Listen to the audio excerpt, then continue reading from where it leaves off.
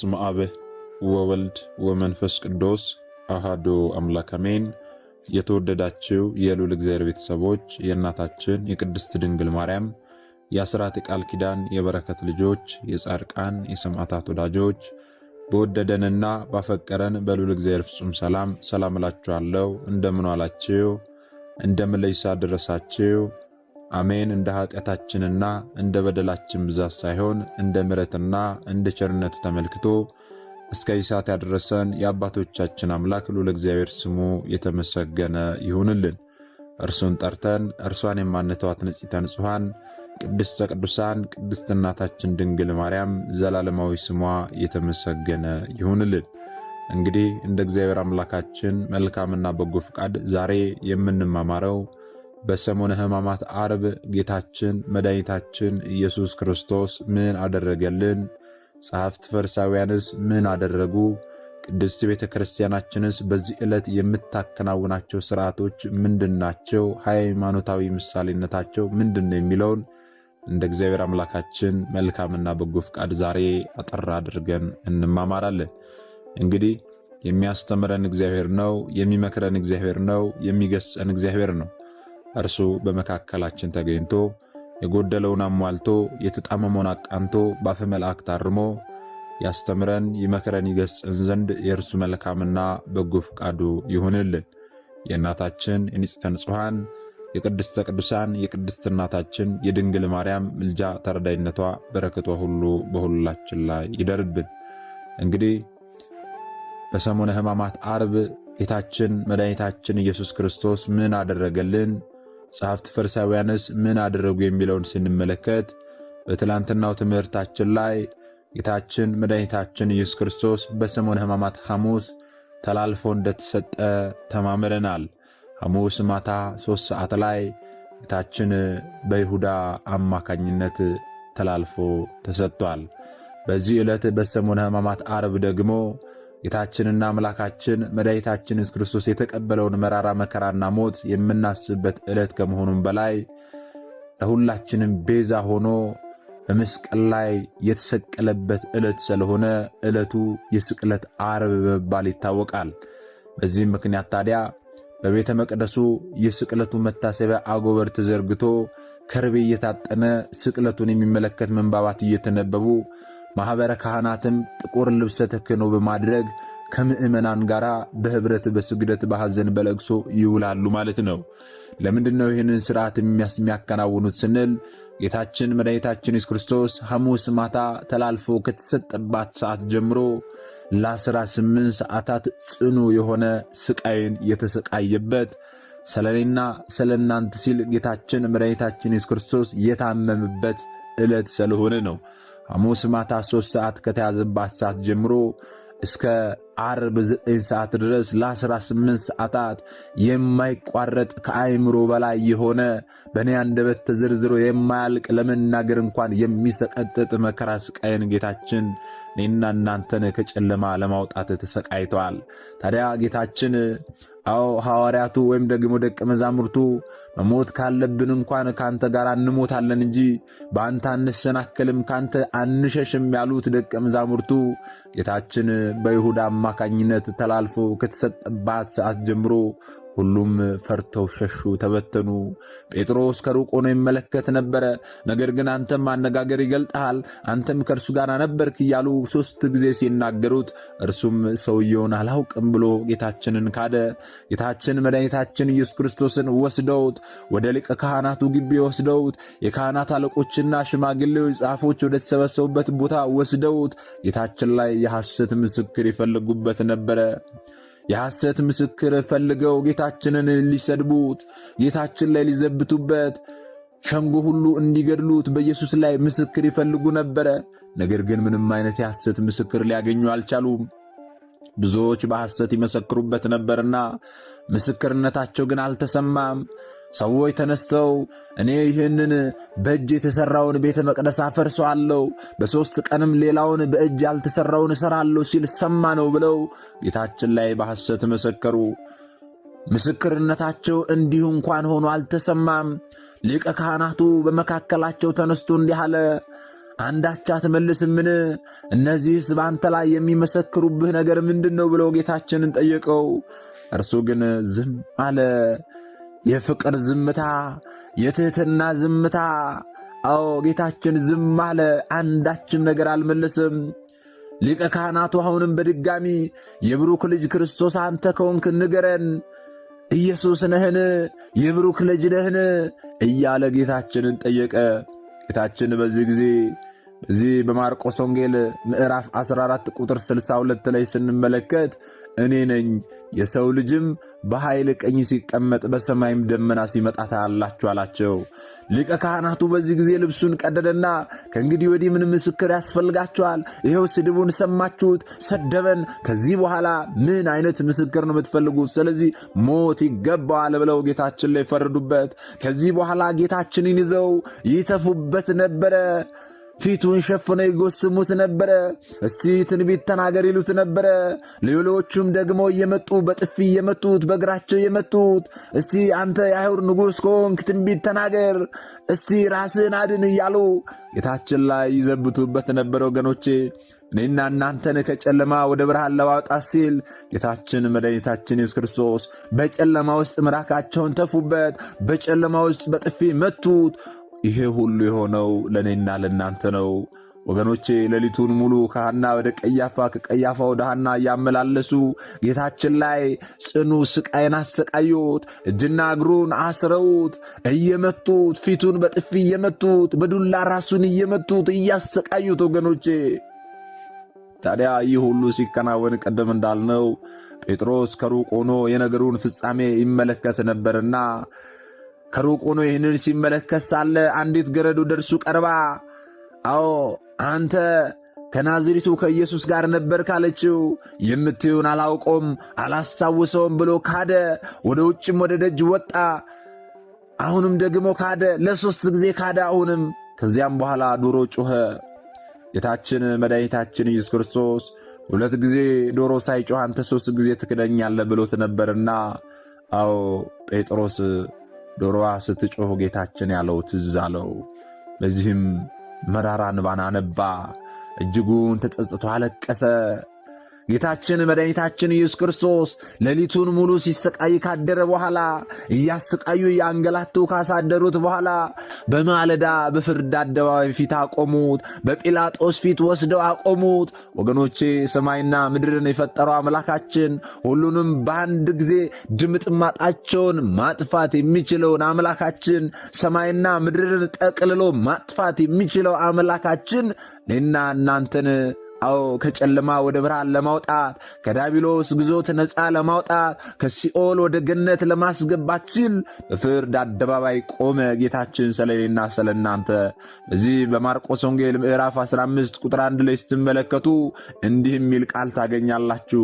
ወዲያውም ማለዳ የካህናት አለቆች ከሽማግሌዎችና ከጻፎች ከሸንጎችም ሁሉ ጋር ከተማከሩ በኋላ ኢየሱስን አሳስረው ወሰዱትና ለጲላጦስ አሳልፈው ሰጡት ይላል።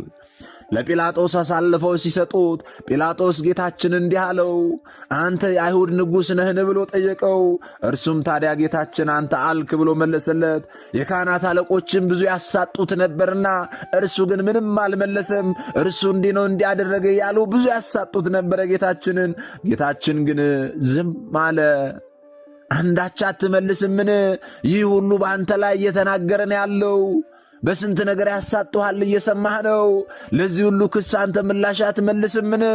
እያለ ጲላጦስ ጌታችንን ቢጠይቀው፣ ጌታችን ግን ጲላጦስ እስከሚገረም ድረስ ዝም አለ። ወገኖች ያስተውሉ። ጲላጦስ አንድ ያስለመዳቸው ነገር ነበረ። ሕዝቡን በዓላቸው በደረሰ ጊዜ አንድ ወንጀለኛ ሰው ይፈታላቸው ነበርና የለመኑትን ወንጀለኛ ይፈታላቸው ነበርና ጲላጦስ ጌታችንን መርምሮ ምንም ኃጢአትና ዕዳ በደል እንዳልተገኘበት ስላወቀ፣ የሐሰት ክስ እንደከሰሱት ስላወቀ በርባንን ልፍታላችሁ ወይንስ ደግሞ ኢየሱስን ልፍታላችሁ ብሎ ጠየቃቸው። ጌታችን መድኃኒታችን ኢየሱስ ክርስቶስ ሰዎችን ከገደለ አደገኛ ከሆነ ከወንበዴው ከበርባን ጋር ተነጻጸረ። እኔና እናንተን ነፃ ለማውጣት ሲል ንጹሕ የሆነው አምላካችን፣ ምንም ዕዳ በደል የሌለበት አምላካችን ከወንበዴ ጋር ተነጻጸረ። ወገኖቼ ጲላጦስ የአይሁድን ንጉሥ እፈታላችሁ ዘንድ ትወዳላችሁን ብሎ መለሰላቸው። የካህናት አለቆች ታዲያ በቅናት አሳልፈው እንደሰጡት ያውቅ ስለነበረ የአይሁድ ንጉሥ ነው ብላችሁ ያመጣችሁትን ኢየሱስን ልፍታላችሁ ወይንስ ደግሞ በርባንን አላቸው። በርባንን ያቀረበበት ምክንያት በርባን ሕዝቡን ያስቸገረ፣ ብዙ ሰው የገደለ ነፍሰ ገዳይ ነው፣ እርሱን ፍታው አይሉኝም ብሎ በርባንን ልፍታው ወይንስ ደግሞ ኢየሱስን ልፍታው አላቸው። የካህናት አለቆች ግን በርባንን በእርሱ ፈንታ ይፈታላቸው ዘንድ ጠየቁት። ጲላጦስ መልሶ እንግዲህ የአይሁድ ንጉሥ የምትሉትን ምን ላደርገው ትወዳላችሁ አላቸው። በዚህ ጊዜ ሁሉም ጌታችን ላይ ፈረዱበት። ስቀለው፣ ስቀለው፣ ስቀለው እያሉ ጮኹበት። ጲላጦስ ምን ነው? ምን አደረገ? ምን ክፋት አገኛችሁበት? እርሱን ስቀለው የምትሉኝ ስለምንድን ነው እያለ ጲላጦስ ቢጠይቃቸው፣ እነርሱ ግን ጲላጦስን ሊሰሙት አልወደዱም። ስቀለው ስቀለው እያሉ መጮህ ጀመሩ። ስቀለው የሚለው ድምፅ በዛ። ወገኖቼ ጲላጦስ የሕዝቡን ፍቃድ ሊያደርግ ወዶ በርባንን ፈታላቸው። ጌታችንን ደግሞ ገርፈው እንዲሰቅሉት አሳልፈው ሰጣቸው። ከዚህ በኋላ ጌታችን መድኃኒታችን ኢየሱስ ክርስቶስን ወስደው ፕሬቶሪያን ወደሚባል ግቢ ውስጥ ወስደውት ልብሱን ቀደው ቀይ ልብስ አለበሱት። የሾህ አክሊል ጎንጉነው ደፉበት። 6666 ጊዜ ገረፉት። ወገኖቼ ግርፋቱ እጅግ የሚሰቀጥጥ ነው። እኔና እናንተ በምናውቀው አይነት ጅራፍ አይደለም ጌታችን የተገረፈው። ጌታችን የተገረፈው ያ ጅራፍ የሰው ሰውነት ላይ ሲያርፍ ስጋን ቦጫጭቆ በመሬት ላይ በሚጥል አይነት ጅራፍ፣ ጫፍ ጫፉ ላይ ብረት ባለው ጅራፍ ጌታችን 6666 ጊዜ ተገረፈ። ይህን ሁሉ ግርፋት ሲገረፍ ስጋው ከላዩ ላይ ተቦጫጭቆ በመሬት ላይ ወደቀ። ደሙ እንደ ውሃ ፈሰሰ። አጥንቶቹ ነጭ ሆነው እስከሚታዩ ድረስ ጌታችን ስለ እኔና ስለ እናንተ ሲል ተገረፈ። ወገኖቼ 6666 ጊዜ ከገረፉትም በኋላ ደግሞ የሾህ አክሊል ጎንጉነው በራሱ ላይ ደፉበት። ያ የሾህ አክሊል ወገኖቼ አናቱን እየበሳ ወደ ታች የሚወጋው አስተውሉ። አይደለም እሾህ አናታችን ላይ ገብቶ ቀርቶ ትንሽ እንኳን ራሳችንን ስንመታ ምን ያህል ነው እኛመን፣ ምን ያህል ነው ህመም የሚሰማን። ጌታችን ላይ ግን የሾህ አክሊል ጎንጉነው ራሱን እየወጋው ወደ ታች ጫን አድርገው ደፉበት። ወገኖቼ ልብሱንም አውልቀው ቀይ ልብስ አለበሱት። የአይሁድ ንጉሥ ሆይ ሰላም ላንተ ይሁን እያሉ እጅ ይነሱት ነበረ፣ ይዘባበቱበት ነበረ። ራሱንም በመቃ ይመቱት ነበረ፣ ምራቃቸውን ይተፉበት ነበረ። ተንበርክከውም እየሰገዱ ይዘባበቱበት ነበረ። ከተዘባበቱም በኋላ ቀዩን ልብስ ገፈው፣ ያለበሱትን ቀይ ልብስ ገፈው፣ ልብሱን አውልቀው ወገኖቼ ገርፈውት መልሰው ልብሱን አለበሱት። ሊሰቅሉትም ጌታችንን ወሰዱት። ይህንን ሁሉ ስቃይ ካሰቃዩት በኋላ ወገኖቼ እኔ ለእናንተ እየተናገርኩ ያለሁት ጥቂቱን ነው። የጌታችን ሕማምና መከራ ተዘርዝሮ የሚያልቅ አይደለም። ለ18 ሰዓታት የተቀበላቸው መከራዎች እጅግ ብዙ ናቸው። ጽኑ የሆኑ ሕማም ናቸው ወገኖቼ። እኔ ግን ጥቂቱን ነው የነገርኳችሁ ያለሁት። ይህን ሁሉ መከራ ከተቀበለ በኋላ ጌታችን ሊሰቀል ጠዋት ማለዳ ላይ በፍርድ አደባባይ ቆመ። 3 ሰዓት ላይ ተገረፈ። 6 ሰዓት ሲሆን ደግሞ ሊሰቀል ጌታችንን እርጥብ መስቀል አሸክመውት የራስ ቅል ስፍራ ወደሚባል ጎልጎታ ወደ ተባለ ስፍራ ጌታችንን ወሰዱት። ያንን እርጥብ መስቀል አሸክመውት ወገኖቼ እየወደቀ እየተነሳ ሊያውም ደግሞ ጌታችን ያ እርጥብ መስቀል ከብዶት ያ ሁሉ ቁስል በላዩ ላይ ጀርባው ላይ ተሸክመው ወገኖቼ ቁስል እስቲ ያስተውሉ። እሾህ እንኳን ጣታችሁን ሲወጋችሁ ምን ያህል ነው የምትሰቃዩት? ጌታችን ግን 6666 ጊዜ ተገርፎ ጀርባው ፊቱ ደግሞ ያ የሾህ አክሊል ተደፍቶበት ፊቱ በደም ተለውሶ ምንም አይነት ደም ግባት የሌለው ሆኖ ያን ሁሉ ስቃይ ከተሰቃየ በኋላ እርጥብ መስቀል አሸክመውት ያንን እርጥብ መስቀል ይዞ ሲጓዝ እየወደቀ እየተነሳ በእግራቸውም ጭምር እየረገጡት በመሬት ላይ እንዲወድቅ እያደረጉት እየወደቀ እየተነሳ ሲሄድ ሳለ አንድ መንገድ አላፊ ስምዖን የቄሬናው ስምዖን ከገጠር ሲመጣ መስቀሉን ይሸከም ዘንድ አስገደዱት። በዚህ በማርቆስ ወንጌል ምዕራፍ 15 ቁጥር 21 ላይ ስንመለከት እንደምናገኘው የቄሬናው ሰው ስምዖን የጌታችንን መስቀል ተሸክሞ ጌታችንን አገዘው። ወገኖቼ ጌታችን ያንን እርጥብ መስቀል ተሸክሞ የጎልጎታን ተራራ እየወደቀ እየተነሳ ሊያውም ደግሞ ከዚህ ወደዛ ከዛ ወደዚህ እያማቱት ወታደሮቹ እያንከበከቡት ቁስል ተሸክሞ ሊያውም ደግሞ ብዙ ስቃይ ስለደረሰበት ራሱን በዘንግ ስለመቱት እስቲ ተናገሪ ያሉ ምራቃቸውን የተፉበት ግንባሩ ላይ ደግሞ ራሱ ላይ ደግሞ የሸዋ አክሊል ደፍቶበት ያ የሸዋ አክሊል ደግሞ በሳስቶት ደሙ እንደ ውሃ ፊቱ ላይ ፈሶ ጀርባው ደግሞ ቁስል በቁስል ሆኖ ሰንበር በሰንበር ሆኖ ስጋው ከላዩ ላይ ተቦጫጭቆ ደሙ እንደ ውሃ ፈሶ አጥንቶቹ እስከሚታዩ ድረስ ተገርፎ ያንን እርጥብ መስቀል ተሸክሞ ወደዚያ የራስ ቅል ስፍራ ወደሚሆን ጎልጎታ ወደ ተባለ ስፍራ ጌታችንን ይዘውት ሄዱ። እዚህም በኋላ ታዲያ ሳዶር፣ አላዶር፣ ዳናት፣ አዴራ፣ ሮዳስ በተባሉ በአምስቱ ቅንዋተ መስቀል እጆቹን ከመስቀሉ ጋር አጣብቀው ቸነከሩት። ወገኖቼ በሚስማር እጃችሁ ሲበሳ አስተውሉ። ከእንጨት ጋር በሚስማር ቸረከሩት። ወገኖቼ እኛን እሾህ ሲወጋን በጣም ሕመም ይሰማናል። እርሱ ግን እጆቹን በችንካር በአምስት ችንካር እጆቹንና እግሮቹን በአምስት ችንካር ሳዶር፣ አላዶር፣ ዳናት፣ አዴራ፣ ሮዳስ በተባሉ ተቸነከረ። ከዚህም በኋላ 6 ሰዓት ላይ ጌታችንን ሰቀሉት። ከሰቀሉትም በኋላ በመስቀሉ ራስ ላይ በጌታችን ራስ ላይ ይህ የአይሁድ ንጉሥ ነው የሚል ጽሕፈትን አኖሩ። በቀኝና በግራ ደግሞ 2 ወንበዴዎችን በቀኝና በግራ አንድ ላይ አድርገው ሰቀሉ። መጽሐፍ ከአመፀኞች ጋር ተቆጠረ ያለው ትንቢት ተፈጸመ። ወገኖቼ ጌታችን ንጹሕ ሆኖ ሳለ እንደ ወንበዴዎች እንደ አመፀኞች በመስቀል ላይ ተሰቀለ። ከወንበዴዎች ጋር ተሰቀለ። ንጹሕ የሆነው አምላካችን እኛን ለማዳን ሲል ከአመፀኞች ጋር በመስቀል ላይ ተሰቀለልን። ወገኖቼ ታዲያ በመስቀል ላይ ሆኖ ሳለ የሚያልፉትም ራሳቸውን እየነቀነቁ ይሰድቡት ነበረ። ዋ ቤተ መቅደሱን የምታፈርሰው በ3 ቀንም የምትሠራው እስቲ ከመስቀል ወርደ ራስን አድን እስቲ እንህ እያሉ ጌታችንን በዚያ የሚያልፉ ሁሉ እየተዘባበቱበት እየሰደቡት ያልፉ ነበረ። እንዲሁም ደግሞ የካህናት አለቆች ደግሞ ከጻፎች ጋር እርስ በርሳቸው እየተዘባበቱ ሌሎችን አዳነ፣ ራሱን ግን ሊያድን አይችልም፣ ይሁ ተመልከቱ እያሉ ጌታችንን ያናንቁት ነበረ። እኛም አይተን እናምን ዘንድ የእስራኤል ንጉሥ ከሆንክ ክርስቶስ ከሆንክ እስቲ አሁን ከመስቀል ውረድ ይሉት ነበረ። ከእርሱም ጋር የተሰቀሉት ይነቅፉት ነበረ። አንዱ ወንበዴ አንተ የአይሁድ ንጉሥ ከሆንክ ከዚህ መስቀል ውረድ፣ እዩት ተመልከቱ፣ ራስን እንኳን ማዳን አይችልም፣ ግን ንጉሥ ነኝ ይላል እያለ አንደኛው መናገር ጀመረ።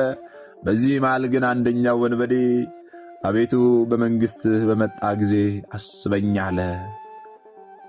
ጌታችንም እውነት እልሃለሁ ዛሬ ከኔ ጋር በገነት ትኖራለህ አለው። ወገኖቼ ከ6 ሰዓት እስከ 9 ሰዓት ጌታችን መድኃኒታችን ኢየሱስ ክርስቶስ በመስቀል ላይ ቆየ። ተሰቅሎ እጆቹ ተቸንክረው ያ ሕመም አለ፣ ሰንበር በሰንበር እስኪሆን ድረስ የተገረፈው ያ ሕመም አለ፣ ከዚህ ወደዛ ያንገላቱት ያ ሕመም አለ፣ እርጥብ መስቀል ተሸክሞ ሲወድቅ ሲነሳ የነበረው ያን ሁሉ አድርገውት በመስቀል ላይ ሆኖ ከ6 እስከ 9 ሰዓት ቆየ። ወገኖቼ በዚህ ጊዜ ታዲያ እስከ 9 ሰዓት ድረስ በምድር ላይ ሁሉ ጨለማ ሆነ። በ9 ሰዓትም ኢየሱስ ክርስቶስ ኤሎሄ ኤሎሄ ላማ ሰበቅታኒ ብሎ በታላቅ ድምፅ ጮኸ። ተረጓሜው አምላኬ አምላኬ ለምን ተውከኝ ማለት ነው። በዚያም ከቆሙት ሰዎች ሰምተው እነሆ ኤልያስን ይጠራል አሉ። አንዱም ሮጦ ሆምጣጤ በሰፍነግ ሞላ፣ በመቃም አድርጎ አዎ ተው፣ ኤልያስ ሊያወርደው ይመጣ እንደሆነ ተው እያሉ ይዘባበቱበት ነበረ። በዚህ ማርቆስ ወንጌል ምዕራፍ 15 ቁጥር 36 ላይ ስንመለከት እንደምናገኘው ኢየሱስም በታላቅ ድምፅ ጮኸ። 9 ሰዓት ሲሆን ነፍሴን አደራ ሰጥቻለሁ ብሎ ሁሉም ተፈጸመ ብሎ ጌታችን ነፍሱን ከሥጋው ለየ። በዚህ ጊዜ የቤተ መቅደስ መጋረጃ ከላይ እስከታች ለሁለት ተቀደደ። ወገኖቼ በዚህ ሁሉ ስቃይ ውስጥ ግን ልናስተውል የሚገባ የእመቤታችን የቅድስት ድንግል ማርያም ሕማምና ስቃይስ እንዴት ይሆን? ወገኖቼ አዎ ዛሬ ልጅ ያላችሁ ሰዎች እስቲ ልብ ብላችሁ አስተውሉ። ልጆቻችሁ እንቅፋት ሲመታችሁ እንኳን ምን ያህል ነው ሕመም የሚሰማችሁ? ምን ያህል ነው የምትንገበገቡት? እርሷ ግን ልጇ በመስቀል ላይ ሲሰቀል ተሰቅሎ ሲሰቃይ ከመስቀሉ ስር ነበረች። ልጇ ሲገረፍ ያ ሁሉ መከራ ስቃይ ሲደርስባት ወገኖቼ በነፍስሽ ሰይፍ ያልፋል የተባለው ይህ ነው። ምን አይነት ስቃይን አሳልፋ ይሆን ምንም ማድረግ የማትችለው? እስቲ አስተውሉ። ልጆቻችሁ እየተገረፉ ብታዩ፣ ማዳን የማትችሉት አይነት ሁኔታ ላይ ሆናችሁ ዝም ብላችሁ ብታዩ ምን አይነት ሕማም ይሆን የሚሰማችሁ ወገኖቼ? እመቤታችን ቅድስት ድንግል ማርያም ግን ልጇ ሲሰቃይ፣ ልጇ ሲገደል፣ ልጇ ያን ሁሉ መከራ ስቃይ ሲቀበል በመስቀል ላይ ሲሰቀል እርሷ ከመስቀሉ ስር ነበረች። ወገኖቼ አስተውሉ። የእመቤታችን የቅድስት ድንግል ማርያም ስቃይ እጅጉን ከባድ ነው። ከዕለተ ሐሙስ ማታ ጀምሮ እንዴት እንዳሰቃዩት የስሩጉ ሊቀ ጳጳስ ቅዱስ ያዕቆብ ሲናገር እንዲህ ይላል። አቤቱ የማትደፈረውን ይሁዳ ደፈረ። በሐና ዘንድ ተሰደብክ፣ በቀያፋም ዘንድ ተናክ፣ በጲላጦስ ዘንድ ተዋረድክ፣ ከወንበዴዎችም ጋር ተቆጠርክ። ያን ጊዜ ዓርብ ክፎች አይሁድ እንጨት ላይ ሰቀሉ። እኛ በዚህ ጠረጴዛ ላይ እጆቻችንን አንስተን በምናደርገው በዚህ በትምህርተ መስቀል አምሳል አንተን ሰቀሉ አለው። አቤቱ በባሪያህ እጅ ተጸፋህ፣ ምራቃቸውን ተፉብህ፣ በዘንግ በትርም ተመታህ፣ በጦርም ተወጋህ፣ የመረረ ሐሞትንና መጣጣን አጠጡ። አንተ ግን መከልከል የሚቻልህ አምላክ ስትሆን አልከለከልክም፣ እስከ ሞት ድረስ ታገስክ። ስለ ሰው ፍቅር ይህንን ሁሉ ሆን ካለ ቅዱስ ያዕቆብ ዘስሩግ። ወገኖቼ ሁሉን ማድረግ የሚችለው አምላካችን ይህን ሁሉ መከራ ስቃይ ሲያደርሱበት መከልከል የሚችል አምላክ ነው። ነገር ግን ሁሉንም እስከ ሞት ድረስ ታገሰ። ስለ ሰው ፍቅር ሲል ይህን ሁሉ ዋጋ ከፈለ ጌታችን። ወገኖቼ ከሊቃውንተ ቤተ ክርስቲያን አንዱ የሆነው ቅዱስ ዮሐንስ አፈወርቅም ስለ ጌታችን ፍቅር ሲናገር፣ ስለ ጌታችን ሕማም ሲናገር እንዲህ አለ። ሁሉን የያዘውን እርሱን ያዙት፣ ሁሉን የሚገዛውን አሰሩት፣ የሕያው አምላክን ልጅ አሰሩት፣ በቁጣ ጎተቱት፣ እርሱ ግን በፍቅር ተከተላቸው። በሚሸልተው ፊት እንደማይናገር በግ፣ እንደ የዋህ በግ በኋላቸው እየተከተላቸው ወሰዱት፣ ሊሰቅሉት ወሰዱት አለ። ሊቃነ መላእክት በመፍራትና በመንቀጥቀጥ ከፊቱ የሚቆሙለትን በአደባባይ አቆሙት። ኃጢአትን ይቅር የሚለውን ኃጥእ አሉት። በመኳንንት የሚፈርደውን በእርሱ ላይ ፈረዱበት። ለሱራፌል ዘውድ የሚያቀዳጃቸውን የሾህ አክሊል ዘውድ አቀዳጁት። ለኪሩቤል የግርማ ልብስ የሚያለብሳቸውን ቀይ ግምጃ ለበሱት። ኪሩቤል በእሳት ክንፍ ተሸፍነው በፊቱ የሚሰወሩለትን እርሱን ክፉ ባሪያ እጁን አንስቶ አጸፋው። የሰማይ መላእክት በፍጹም መደንገጥና መንበርከክ በፊቱ የሚቆሙለትን አምላክ እነርሱ ግን እየዘበቱ በፊቱ ተንበርክከው አንተ የአይሁድ ንጉሥ ከሆንክ እስቲ ትንቢት ተናገር፣ አሁን ማን የመታ እያሉ ጌታችን ላይ የተዘባበቱበት።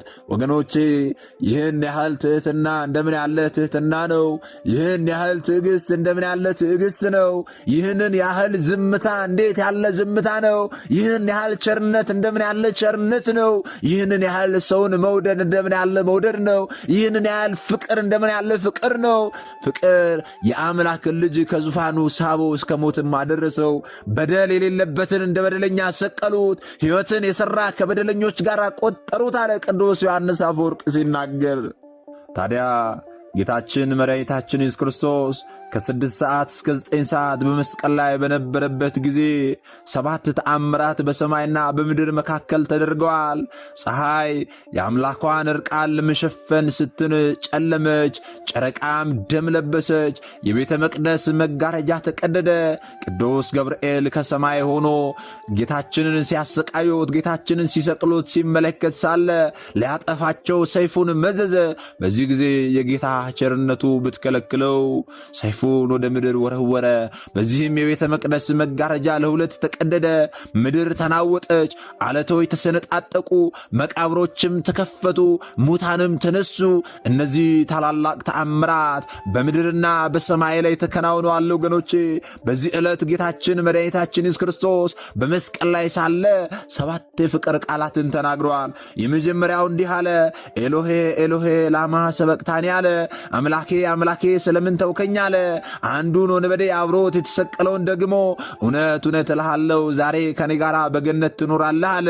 እነዚያ የሚሰቅሉትን የሚያሰቃዩትን ሰዎች ደግሞ አቤቱ የሚያደርጉትን አያውቁምና ይቅር በላቸው ብሎ ስለ እነርሱ ይጸልይ ነበረ። ከዚህም በኋላ እናትህ እነኋት እነሆ ልጅሽ ብሎ እመቤታችን ቅድስት ድንግል ማርያምን በአደራ ሰጠን። እኛን ልጆቿን ደግሞ በአደራ ለእርሷ ሰጠን። ወገኖቼ ከዚህ በኋላ በመስቀል ላይ ሆኖ ተጠማሁ አለ። ጌታችን ተጠማው በሚል ጊዜ እነርሱ ግን ሐሞትና ሆምጣጤን ደባልቀው ሰጡት። ወገኖቼ ይህንን ካደረገ በኋላ አባት ሆይ ነፍሴን በእጅህ አደራ ሰጣለሁ አለ። በመጨረሻም ተፈጸመ አለ። እነዚህን 7 የፍቅር ቃላት ጌታችን በመስቀል ላይ ሆኖ ሳለ ተናግሯል። ወገኖቼ ስለኔና ስለናንተ ሲል በዕለተ ዓርብ በዛሬዋ ዕለት ጌታችን መድኃኒታችን ኢየሱስ ክርስቶስ 13 ሕማማተ መስቀልን ተቀብሏል። እነዚህ 13 ሕማማተ መስቀል ወገኖቼ ዋና ዋናዎቹ ናቸው። ጥቂቶቹን ነው የምንጠቅሰው እንጂ የጌታችን ሕማማት ተነግረው የሚያልቁ አይደሉም። ነገር ግን ዋና ዋናዎቹን 13 ሕማማተ መስቀልን ጌታችን ተቀብሏል። ወደ ኋላ ታስሯል፣ በገመድ ተስቧል፣ በምድር ላይ ወድቋል፣ በእግረ አይሁድ ተረግጧል፣ ከምሰሶ ጋር ተላትሟል፣ በጥፊ ተመቷል፣ በጅራፍ ጀርባውን ተገርፏል፣ ራሱን በዱላ ተመቷል፣ የሾህ አክሊል ደፍቷል፣ መስቀል ተሸክሟል፣ በችንካር ተሸንክሯል፣ በመስቀል ላይ ሰቅለውታል፣ መራራ ሐሞትንም ጭምር አጠጥተውታል። ወገኖቼ ጌታችን መድኃኒታችን ኢየሱስ ክርስቶስ በዚህ በዕለተ ዓርብ ይህን ሁሉ መከራ ስቃይ ተቀብሎ እኛን ከጨለማ ወደ ብርሃን አውጥቶናል ማለት ነው። ልብ በሉ።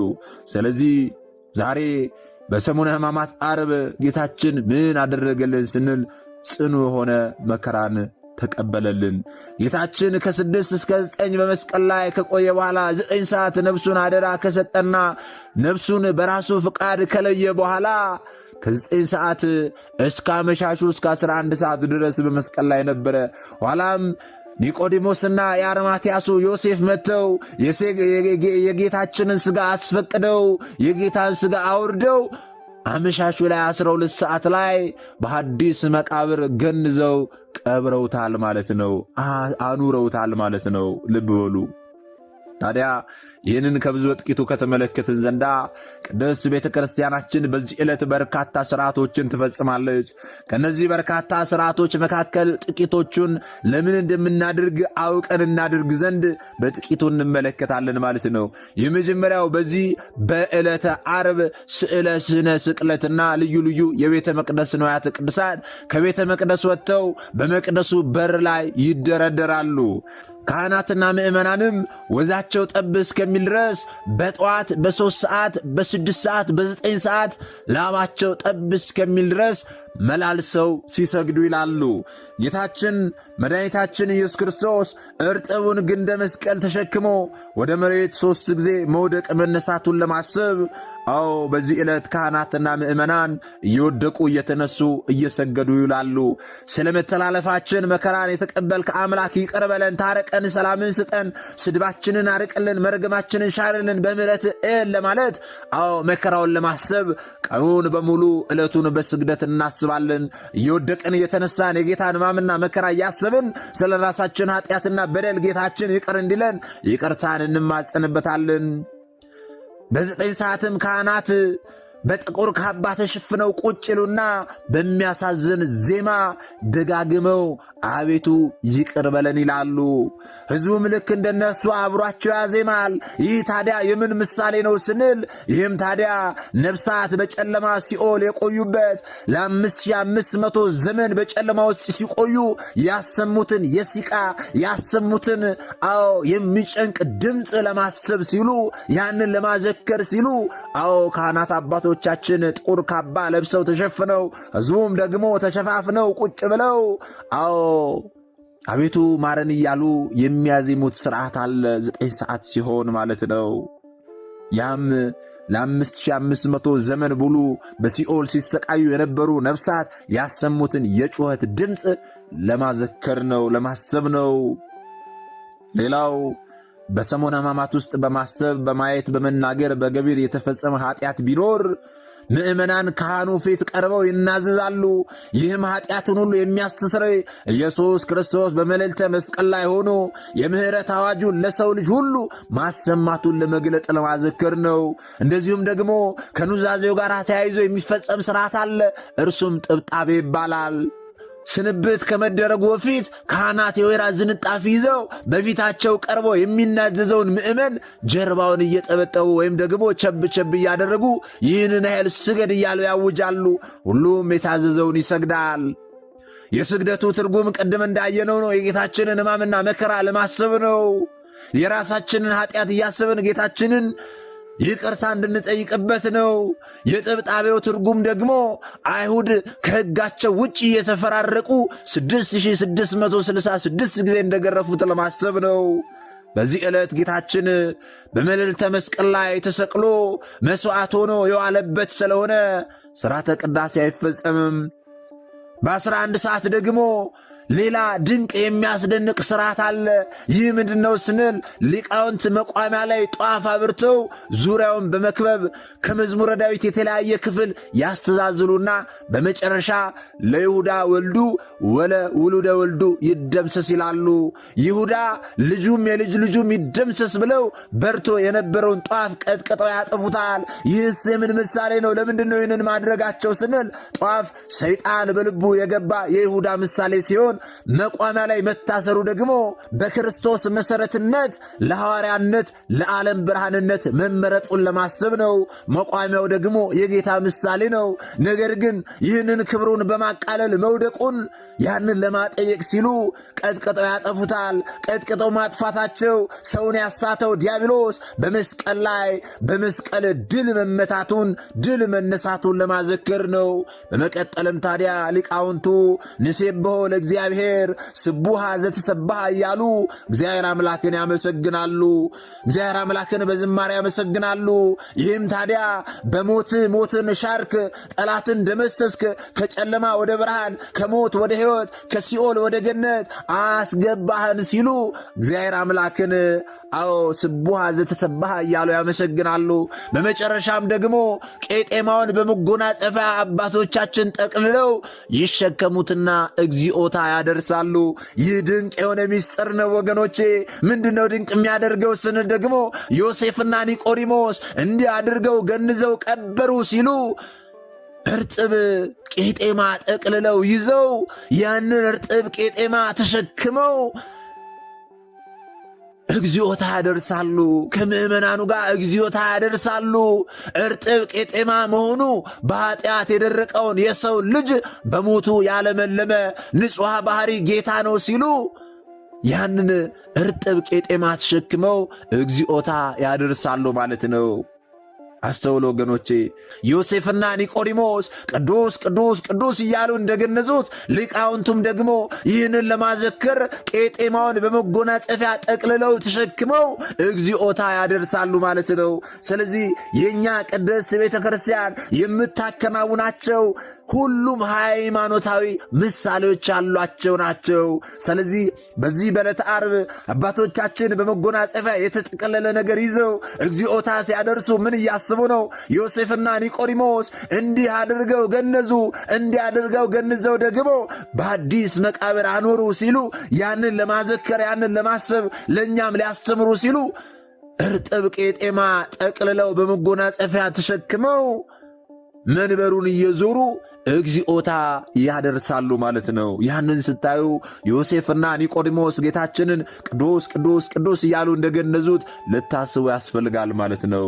ልብ በሉ። ስለዚህ ቅድስት ቤተ ክርስቲያናችን በዚህ ዕለት ይህንን ድንቅ የሆነ ምስጢር ታከናውንልናለች ማለት ነው።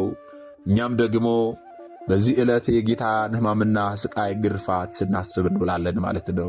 ስለዚህ ጌታችን መድኃኒታችን ኢየሱስ ክርስቶስ በዚህ በሰሙነ ሕማማት ዓርብ ምን አደረገልን ስንል ሞታችንን ሞተልን፣ ስቃያችንን ተሰቀየልን፣ ግርፋታችንን ተገረፈልን።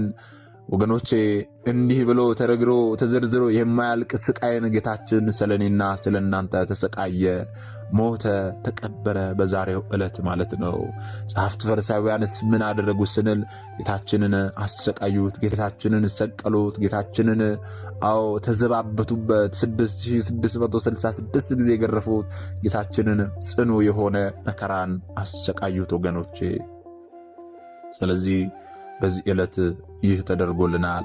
ታዲያ እኛ የተማርነውን ደግሞ ላልተማሩ እህት ወንድሞቻችን ልናስተምር ልናሳውቅ ያስፈልጋል። ምክንያቱም እኛ የተማርነውን አስተምረን ቢሆን እኛ ያወቅነውን አሳውቀን ቢሆን ኖሮ ማንም ሀብተ ወልድና ስመ ክርስትና ሰጥታ ማኅተብ ባንገቱ ላይ ካሰረችበት ከቅድስት ቤተ ክርስቲያን ወጥቶ ወደ ሌሎች ሃይማኖት ተቋማት ባልሄደ ባልገባ ነበረ። ነገር ግን እኔና እናንተ የተማርነውን ስለማናስተምር ያወቅነውን ስለማናሳውቅ ብዙ እህቶቻችንና ወንድሞቻችን የሳቱን ያሉትና የሳቱትን ለመመለስ ያሉትን ለማጽናት አሁን ላይ የተማርነውን ወደፊትም የምንማረውን የቤተ ክርስቲያናችንን አስተምሮ ልናስተምር ያስፈልጋልና ይህንን እንድናደርግ እርሱ አምላካችን መድኃኒታችን ኢየሱስ ክርስቶስ ሁላችንንም ይርዳን። የሰማነውን በዝነ ልቦናችን ያሳድርብን።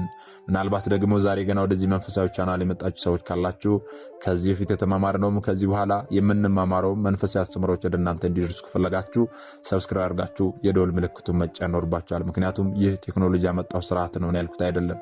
ይህንን ካደረጋችሁ ዕለት ዕለት ከዚህ የሚለቀቁ አስተምሮች ወደ እናንተ ይደርሳሉ።